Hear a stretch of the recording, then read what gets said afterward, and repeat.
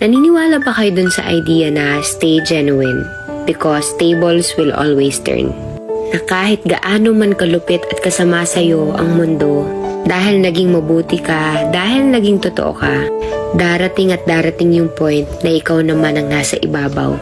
Na kahit super effort yung iba para ibaba ka, wala silang magagawa kasi aangat at aangat ka. Hindi dahil lang ginusto mo lang, pero dahil dun ka dapat. Kasi naging mabuti ka.